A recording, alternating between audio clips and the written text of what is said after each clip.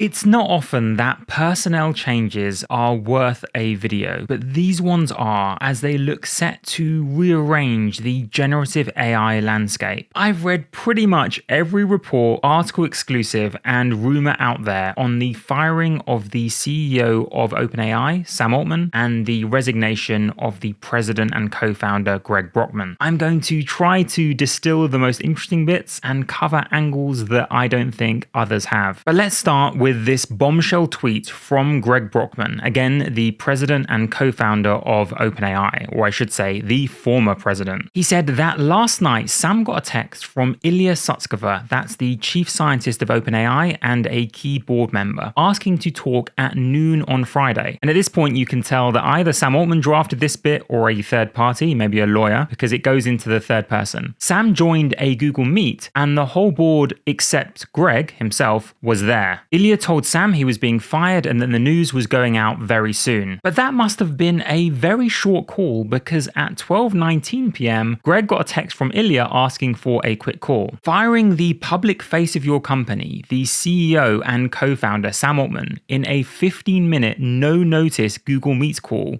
is quite a dramatic move. Anyway, Ilya Sutskever and the board were on a roll, because 4 minutes later, Greg Brockman was told that he was being removed from the board. Interestingly, they told him he was vital to the company and he would retain his role, and I'll get to OpenAI's statement in a moment. It does seem, though, that literally one of the only people in the world who had any real notice was Myra Murati, the new interim CEO, who found out the night prior. Anyway, bear in mind that statement that Ilya Sutskever said that Greg Brockman was vital to the company. And even the OpenAI blog post put it like this: as part of this transition, Greg Brockman will be stepping down as chairman of the board, makes it seem voluntary, and will remain in his role at the company, reporting to the CEO. We now know that Greg Brockman had other ideas, saying, based on today's news, the firing of Sam Altman, I quit. So that's someone supposedly vital to the company who is no longer going to be there. Now at this point, the obvious question is, well, what did Sam Altman do to get fired? It must have been bad enough to get fired in a no-notice 15-minute Google Meet call, but not so bad that Greg Brockman didn't feel the need to resign in solidarity.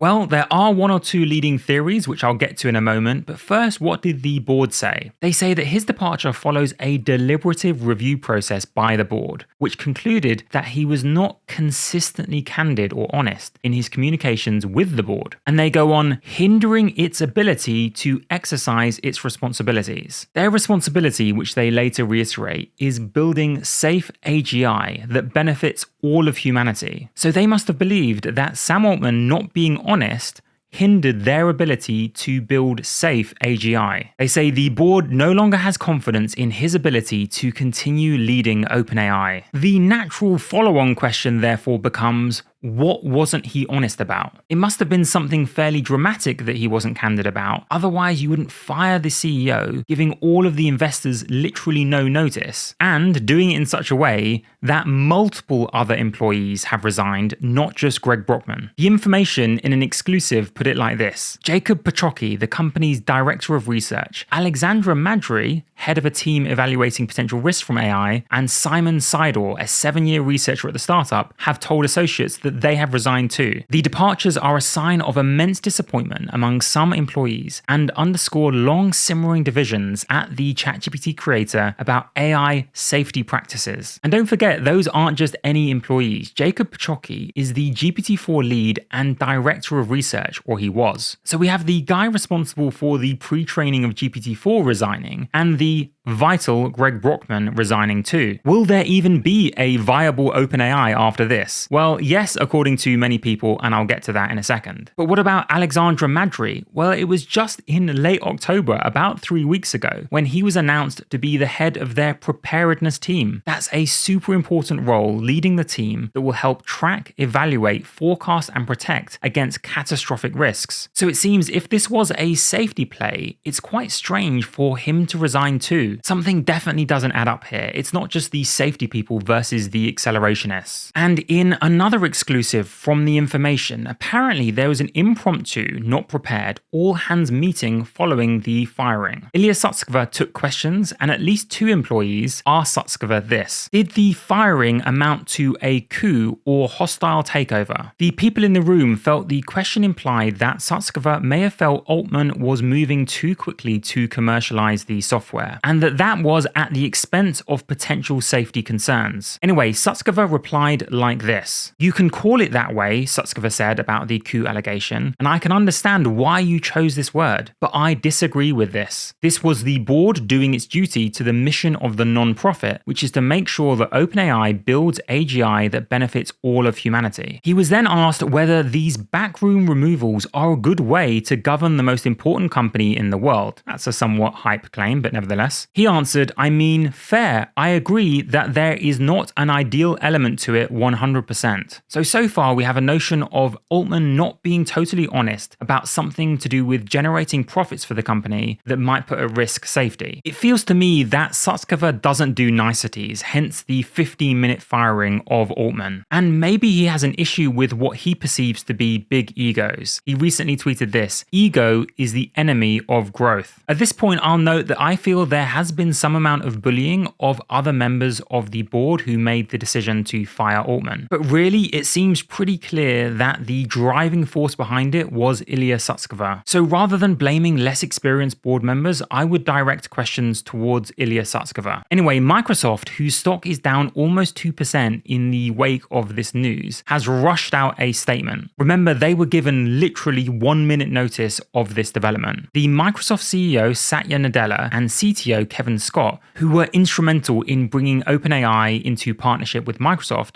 expressed utmost confidence in OpenAI following the unexpected news. Nadella, who just 2 weeks ago was on stage with Altman when Altman said, "I look forward to building AGI together," put out a fairly cold statement. He said, "We have a long-term agreement with OpenAI with full access to everything we need to deliver on our innovation agenda. We remain committed to our partnership and to Myra and the team." Remember, Microsoft has not only invested $13 billion into OpenAI, but promised them the most compute in the world to create AGI. They still need OpenAI to do really well. But again, we're left with that central question of what did he do that was so bad to get him fired so abruptly, but yet not too bad that plenty of his colleagues didn't feel the need to resign in sympathy? Well, one very well-connected journalist in San Francisco, Kara Swisher, gave us a bit more detail. As she understands it, it was a misalignment of the profit versus non-profit adherence at the company. We've seen hints of that already. The developer day was an issue. But what about the developer day? It couldn't have been the hype around the developer day because Ilya Sutskever retweeted this post by Sam Altman, talking about the great stuff that they have to show off to developers. So it can't have been the developer day happening or the hype around it, nor could it have been the iterative deployment of GPT-4 Turbo, the latest model. Myra Murati, the new interim CEO, said this about iterative deployment. She was asked by Wired magazine whether she also believed in iterative step-by-step deployment of models as a path toward AGI. And she said, "I haven't come up with a better way than iterative deployment. That way we get continuous adaptation and feedback from the real end feeding back into the technology." And it does seem unlikely for him to be fired over the technical implementation of DevDay. That's despite the fact that there have been quite a few challenges with DevDay. OpenAI have had to suspend new ChatGPT Plus signups for a bit, and plenty of people have been complaining not just about the Assistance API, but about things like using GPT 3.5 in production. Apparently, since DevDay, there has been a lot more downtime for GPT 3.5. But there's a reason I highlighted this tweet in particular. Yes, it's from the founder of Lexica, a great creative tool, and the conclusion is dramatic. There's no point in using GPT 3.5 in production. But when I first saw this post on my mobile, quite an interesting person had liked it. It's off their likes now, but originally Andrei Karpathy liked this tweet. Again, that's the conclusion. There's no point in using GPT 3.5 in production. Instead, I found Mistral 7B fine-tuned deployed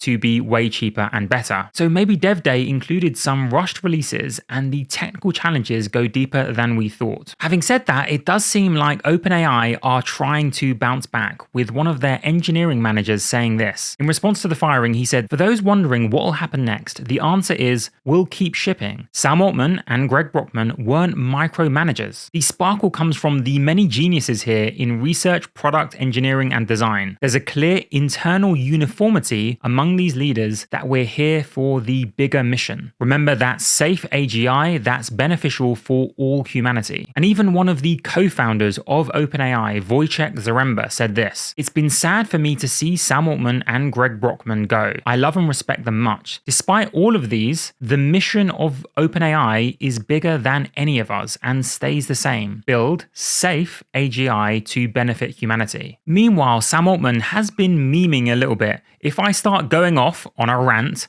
the OpenAI board should go after me for the full value of my shares, which, don't forget, are zero. As in, they can't do anything to me." Of course, he did also describe how his day has been like reading his own eulogy and that he loved his time at OpenAI. It does seem like he loved being there as much as he loves lowercase letters. At this point, I do want to quickly bring in an enigmatic comment that Sam Altman made just 2 days ago. "I think this is going to be the greatest leap forward that we've had yet far, and the greatest leap forward of any of the big technological revolutions we've had so far. I'm super excited. I can't imagine anything more exciting to work on.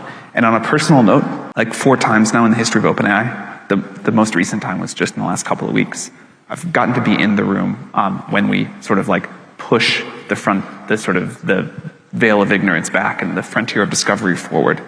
And getting to do that is the professional honor of a lifetime." Now remember that before training GPT-4, they trained smaller scale versions to test capabilities. That allowed them to more accurately predict the full capabilities of GPT-4. When he refers to the veil of ignorance being pushed back, is he talking about the miniature version of GPT-5? If so, did he get the board's approval for okaying the training of that miniature model? Obviously, at this point, we hit the end of the road for speculation. We simply don't know until he tells his story or the board does. I imagine the board might go first because they are under immense pressure to explain themselves. But finally, what next for the industry? Well, the obvious prediction, which I share with Jim Fan, is a rival OpenAI emerges. It's a bit like the last time there was a major split at OpenAI. That was when Dario Amodei and the Anthropic team split off. That eventually gave us, of course, Claude 2. If they did decide to set up a rival company, I am sure it would immediately attract billions of dollars of investments. Don't forget, as the information reports, Greg Brockman didn't formally manage any employees and instead spent much of his time writing software. In that role, he was one of the startup's most influential figures and had a say in everything from product decisions to setting directions for engineering teams. He could apparently tackle the most difficult coding problems and was bent on optimizing the speed and efficiency of the company's models. He would know pretty much everything there is to know about the training of GPT-5. Also bear in mind, and I recently spoke to someone who was offered a job at OpenAI, Sam Altman personally interviewed basically every employee who joined. So they all have a direct personal connection to Sam Altman. He might well be able to bring over dozens of OpenAI employees. And yes, some people are speculating that this will give a head start to Google Gemini. That was a model rumored to be better than GPT-4. However, in the last 48 hours, not only has it been strongly hinted that that's pushed back to 2024 instead of December as expected, but also expectations are being damped down. The CEO of Google said, "Our goal with Gemini is to put out a state-of-the-art model, as in better than GPT-4. That is where we're going to start with Gemini 1.0, but it's only after that that they're going to add more innovations, truly make it multimodal, bringing in features like memory and planning." But in his original announcement, those were supposed to be part of Gemini. So now the expectations are more of a model just slightly better than GPT-4, but nothing truly revolutionary. And bear in mind that talent flows somewhat freely in Silicon Valley. One of the leaders of the Gemini project, who specializes in developing models that can incorporate both text and images,